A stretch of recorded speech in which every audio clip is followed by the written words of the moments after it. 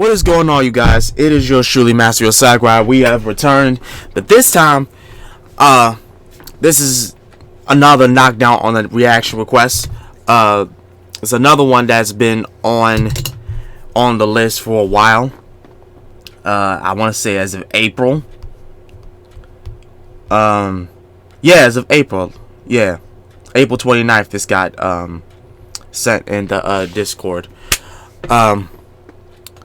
So, I don't think I've really talked about Yu-Gi-Oh! On this channel yet. And if I did, it was like one instance, probably on a live stream, that I was talking about Yu-Gi-Oh! And obviously, I'm probably going to have to make a video explaining my whole connection with Yu-Gi-Oh! As a kid.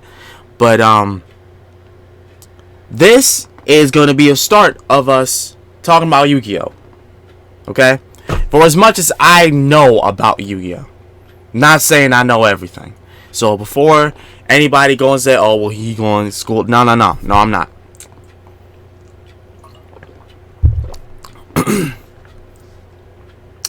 But this has been requested for a while now.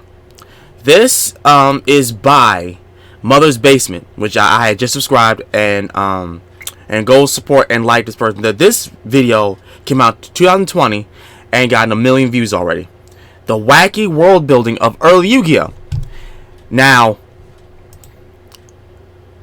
if this is going to be talking about what I think it's going to be talking about, this is going to be a good video. So without further ado, let's stop my rambling. Let's just get on to it. It can be easy to forget after watching the series spend decades basking in the global spotlight, but unlike most of its toy anime contemporaries, Yu-Gi-Oh! Was not originally conceived as a means of shoveling merch down the throats of gullible millennials. Before it inadvertently spawned one of the most powerful media empires of the 21st century, Kazuki Takahashi's only goal with Yu-Gi-Oh! Was to tell a story. A really weird story that somehow only got weirder as it mutated into the marketing monster we know today. Yu-Gi-Oh! In its original form was a crudely rendered Shonen Jump horror manga about a meek Japanese teenager who solved an ancient Egyptian puzzle and was subsequently possessed by the angry spirit of a long-dead pharaoh. That dark ghost exacts vengeance on those who hurt his host by being really good at analog games. And when I say analog games, what I really mean is murder with extra steps. Holy shit! To be fair, sometimes the Egyptian revenge ghost only punishes bullies by driving them to permanent insanity. Oh yeah! I remember because I had watched the pilot episodes of that old Yu-Gi-Oh! Anime. If anyone doesn't know what I'm talking about, go and look up. I think it was Yu-Gi-Oh! Zero? Some Zero? Yeah. And Yami was way more cynical. Way more cynical. And less forgiving in this anime. Like, he was doing shit that was just, oh my lord. But he just straight up kills a heck of a lot of them. Like that one, admittedly kind of justified time he tricked an escaped convict with a gun into soaking himself in vodka and lighting himself on fire to save Keia's life, or that other, slightly less justified time he challenged a classmate to a game of air hockey but on a hot okonomiyaki griddle with a puck made of ice and explosives to settle an argument over which class would get the best culture festival booth. Also, this one guy dies because a perverted talking baby shits in his lap while he's hooked up to a real-ass electric chair on a haunted house ride, which is part of the extended version of the first episode of the Yu-Gi-Oh! Anime. Oh my god! Kidnapping his grandpa for cardboard, Kaiba builds an entire indoor theme park solely to murder Yugi as revenge for beating him at a card game once. This, you will soon see, was not a waste of 10 billion yen, or approximately $100 million, but rather a phenomenally forward-thinking business move. After that arc, it's said, kids started writing into Shonen Jump asking where they could learn more about duel monsters or even play it. And in that avalanche of letters, Jump and Takahashi saw an opportunity to potentially make the next Pokemon. After a pretty kick-ass send-off arc that introduced Bakura in a massive tabletop RPG showdown for the souls of Yugi's friends, they gave the manga a soft reboot, making it entirely about the card game. We all know how this turned out from a business perspective. Okay, so that's what happened. People were like, okay, can we know more about this card game? I want to know more about the card game, please. Can we have something about the cards? Bet. There you go. Here's an entire rebooted franchise of literally like he just said, the next Pokemon. There you go. Duel Monsters, which I don't understand why they called it Yu-Gi-Oh! If in the show they called it Duel Monsters, and I'm gonna say that in another video. Why is it that the show is called Yu-Gi-Oh, right? But the game is Duel Monsters. So why not just call it Duel Monsters? Like, I don't. Hey. Cause the only reason why I'm saying it, because truth be told, we kids back in the day, when we said you want to play Yu-Gi-Oh, we didn't say nothing about Duel Monsters. We just said Yu-Gi-Oh, my Yu-Gi-Oh cards.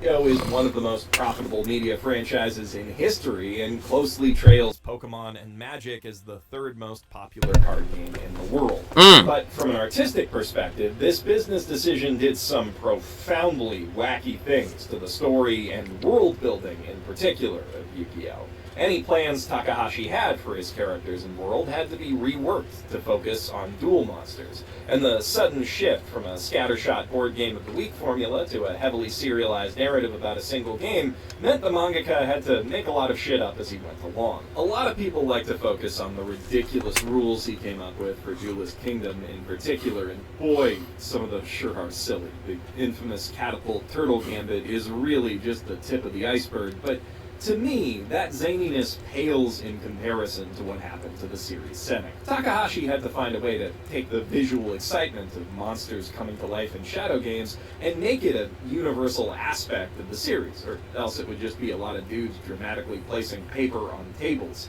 He couldn't exactly give every character a Millennium item without completely changing what he had planned for the manga's ending, so instead, Kaiba Corp's solid vision hologram system had to become a ubiquitous part of the setting, and it had to happen frighteningly fast.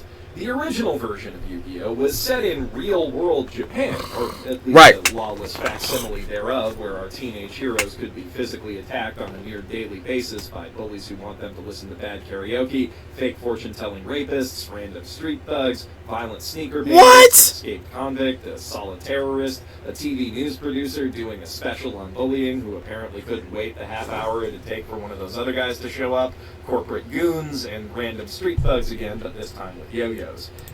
Oh my lord. Okay, see, I didn't read the manga. I didn't read that part of the manga. I didn't read the manga, okay? Jesus Christ.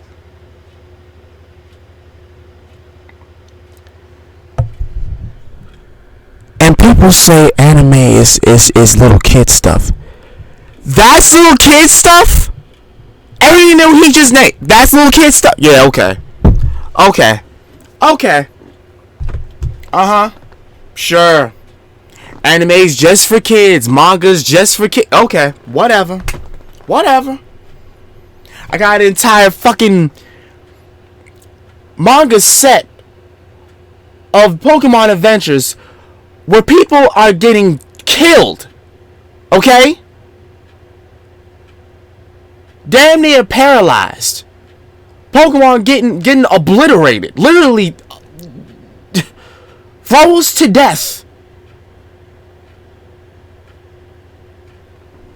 But that's little kid shit. Okay. Alright, okay.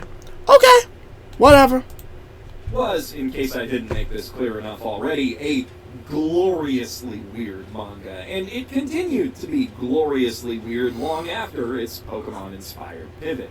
but it was at least somewhat grounded in the recognizable reality of the late 90s, until suddenly, in the space of just a few months, we've got an island full of massive holographic arenas, or less massive holographic blast battle boxes in the manga's case, which are replaced just a few months after that by compact satellite-linked ARM-mounted card game computers that can project monster holograms anywhere. They also conveniently allow Kaiba Corp to spy on anyone in the vicinity of a dual disc anywhere within the range of those satellites, which I'm sure would be pretty controversial if anyone ever found out about it, but Kaiba manages to keep that gross violation of privacy secret forever, which is pretty true to the horror roots of the manga, actually, and also a fairly prescient depiction of a tech billionaire for a story written in the year 2000. Though Seto Kaiba actually invents the things he sells, so obviously it's not one-to-one. Kaiba, mostly driven by a desire to win a card game against one guy, accelerates the technological development of the entire world to the point that the series goes from being a work of dark Egyptomania-fueled contemporary fantasy, Stardust Crusaders with slightly less punching, basically, in spring, to a full-blown proto-cyberpunk dystopian nightmare by fall. As an aside, that cyberpunk story still leans heavily on horror-tinged Egyptian mysticism, which makes for a metal-as-fuck genre mashup. Goofy hair metal, to be sure, but metal nonetheless. And that blend lends itself to some pretty great filler arc concepts. In what other anime would you see evil corporate executives exacting vengeance for their termination via VR MMO isekai, alongside a story where an ancient Atlantean cult is stealing souls to resurrect their eldritch god? I mean, yeah, episode to episode, these arcs are a drag. They completely ruin a lot of characters, and dropping one of them in the middle of the Battle City finale was an odd choice, but the underlying ideas there are really cool. I digress, though. Kaiba and Kaiba Corp are absolutely terrifying by the series end, but to fully understand how they got there, we must also look at the meteoric rise of Maximilian Pegasus and industrial illusions. See, another interesting and short-lived aspect of the Yugiverse in 1996 is the fact that people in it do things other than play the only game, like read comics or watch pornography. On VHS, by the way. They were still using VHS tapes when Kaiba invented holograms.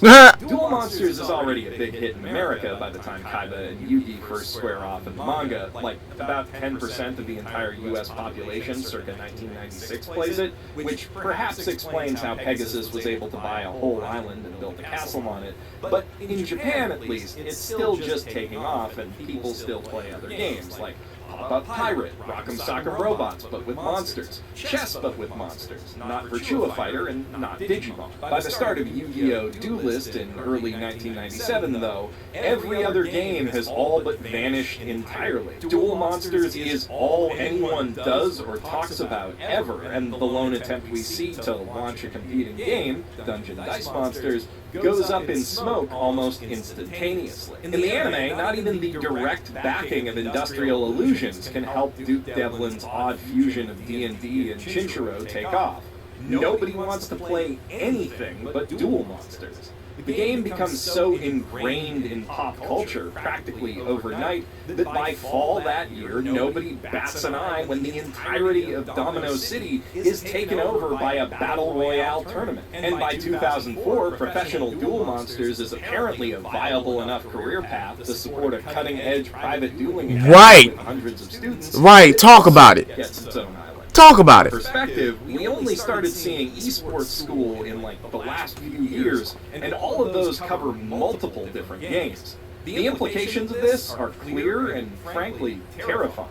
After achieving a near-total multinational tabletop gaming monopoly in, at most, the 6 years between Pegasus taking the Millennium Eye and Duelist Kingdom, Duel Monsters just kept expanding, picking up more and more players and fans, spawning more and more jobs for pro players, game designers, and accessory manufacturers alike, until it became the dominant force of the entire global economy, not to mention global culture. Now, it's reasonable to say that this isn't entirely down to the game's success as a game. Duel Monsters is, after all, a modern revival of real ancient Egyptian magic, itself derived from an even older tradition lost beneath the waves of time, that allowed its practitioners to summon spirits, gods, monsters, and demons born from human souls to do their bidding, and which could, in its most potent form, pierce the very veil between this world and the next, plus some other worlds besides. Those reality warping properties eventually turn the cards into a key component of the NRD system, a synchro-summoning driven perpetual motion generator that can power an entire city the size of Tokyo with plenty of energy left over to fuel card games on motorcycles. So,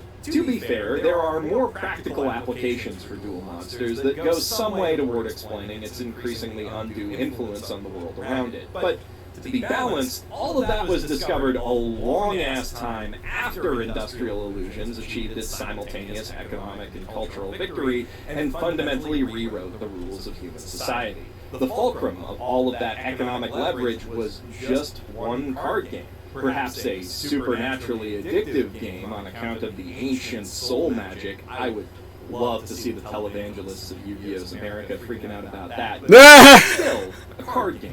Even back in 1997, the Big Five, seasoned executives who built their fortunes through more traditional, non-card-based industrial wage and rent theft could already see the writing on the Wall Street. They conditioned their sale of Kaiba Corp to Pegasus entirely on the already unfathomably successful CEO's ability to win one duel against one child. And then, when he didn't, the whole bajillion-dollar deal fell through. Which turned out pretty well for Kaiba Corp in the long run, if not for those five guys specifically. Under Seto Kaiba's renewed stewardship, the company saw continued growth and success, which only makes sense given that Seto was the one with the foresight to pivot their whole business toward game and card game accessory development, a choice that made the company exponentially more profitable than it ever was with its old business model, which was, arms manufacturing. This act signaled the beginning of a swift end to the old military-industrial complex that had defined the 20th century. In its place arose the new trading card industrial complex that would similarly shape the 21st while causing similar amounts of human suffering until Yusei Fudo solved wealth inequality forever by getting one bridge built.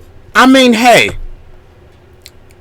Let's talk about it though. Let's talk about it for like real quick. Let's just briefly talk about this. So this man is not wrong. Kaiba literally invented a surprisingly more dangerous way to make humans suffer through pieces of cardboard. Can we just like understand that Kaiba was so smart? His father was pissed off at the fact that this was going on, and Kaiba didn't give a damn. I'm sorry, if I can remember this, Kaiba and his father really didn't agree on much. His father was more of like you were just saying, more of an arms businessman. Kaiba was into cards. That was his bread and butter. So he made his bread and butter be everybody else's bread and butter. That's how much of a reach Kaiba had, especially with them long ass arms. Y'all can't tell me that Kaiba don't got some long ass arms, cause he do. And yeah, by the time Yu-Gi-Oh! 5Ds came around, that's exactly what happened. The card game was such a lethal thing that a part of the world was into poverty. Like, shit. Am I perhaps making a mistake by so closely scrutinizing the economic logic of this series? No, because that's what happened. Definitely not. Thanks to their head start in the gaming industry and a close connection with Industrial Illusions forged through Kaiba's early Duel Monsters tournament success, Kaiba Corp was able to ride the peak of that wave of change all the way to the bank. Yeah! Buy that bank and the bank next to it. Like, holy shit, they have so much money, it should be illegal. Also, it should be illegal to have far smaller amounts of too much money, like all billionaires are parasites, but it is fun to talk about this harmless fake one. The next time you catch yourself wondering about the great marvels of the universe, and who's responsible, you'll have an answer. A name. And that name is... Seto Kaiba! You know how, at the end of Battle City, Kaiba built a big, stupid, expensive-looking tower on his dad's old military base solely for the purpose of playing card games on it, and Yeah. blew the whole thing up after playing 3 card games there just to make a statement? Yeah, that's barely even a flex for him. You probably expect me to point to the company's ownership of Dual Academy Island by the early 2000s as a sign of their immense success, but you need to understand that by that point in this story, private island money was chump change to Kaiba. Shit. The Dark Side of Dimensions movie is set in 1999, 2 years after the end of the original manga, and by that time, with 90s technology, Kaiba's able to completely finance the research, development, and construction of a space elevator and attached orbital platform that's shaped like his company's logo because fuck you, who's gonna stop him? This is in addition to the R&D money they were simultaneously spending to create a dimension-warping full-dive virtual reality system and developing fully sentient AI. Again, in a world that still uses VHS. And on that note, a significant portion of the orbital facility seems to have been built for the sole purpose of having one of those AI analyze the Millennium Puzzle down to a subatomic level and reconstruct it in a zero-G environment. All so that Kaiba could have one last grudge match against the Pharaoh and then definitely also do some other stuff with him after that. It's true. I went to a great deal of trouble recreating the Pharaoh's deck, strategies, even his perfectly coiffed hair. In fact, that part is what took the longest. Barring a level of embezzlement that simply does not square with the long-term sustainability of his company, this means Kaiba has space station wing money set aside for entirely personal projects a good 6 years before GX even begins. And he just keeps getting richer from there. A few decades later, Kaiba Corp has the resources to effectively remodel the entirety of Domino City, again, the Yugioh equivalent of the world's largest city, Tokyo, into the fully dystopian Neo-Domino City that serves as the stage for 5Ds. Which is its own kind of cuckoo bananas, as is GX, but both were clearly designed as vehicles for Yu-Gi-Oh! As a product before they were stories. And there's just something about the strange confluence of genuine artistic intention and absolutely shameless brand exploitation we see in the original Yu-Gi-Oh! That makes its story and world feel special. In rising to meet the narrative needs created by an absurd and unprecedented economic opportunity, Kazuki Takahashi ended up building an absurd and unprecedented economy for his world. One that's only gotten more absurd as the series has continued in perpetuity and those needs have gradually overshadowed his original vision. Yet that vision of a dark tabletop gaming story driven by ancient magic and prophecies that is ultimately about the importance of the connections we make over the table still resonates in a very weird way. And after spending over 200 chapters selling pieces of cardboard with bits of text loosely inspired by the zany game rules he made up as he went along, Takahashi did get a chance to spend a year finishing the story he started, at least in some fashion.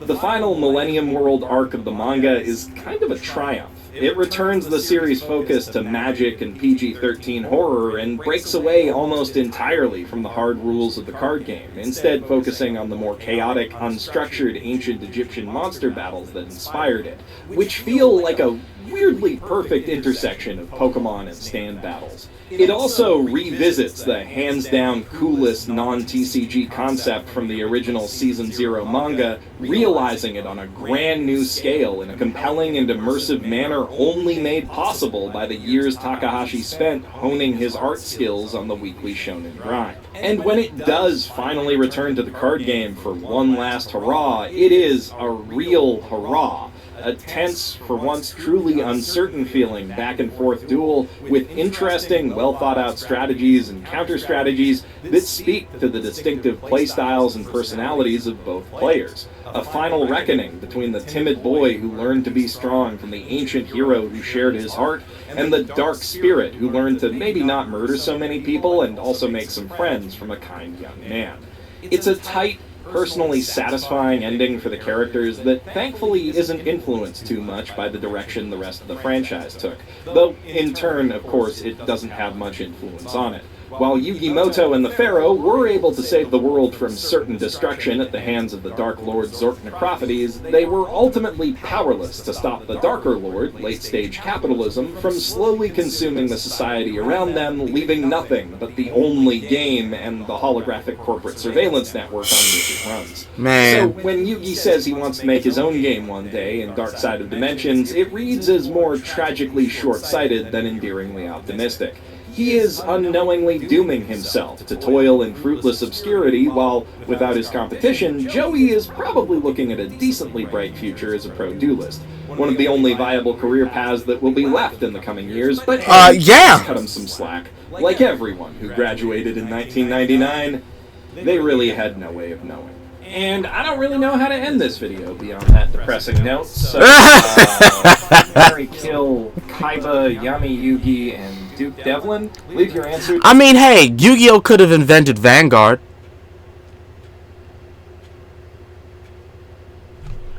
You know, the Vanguard, the card game. No, that wasn't a good show. Okay, all right, okay.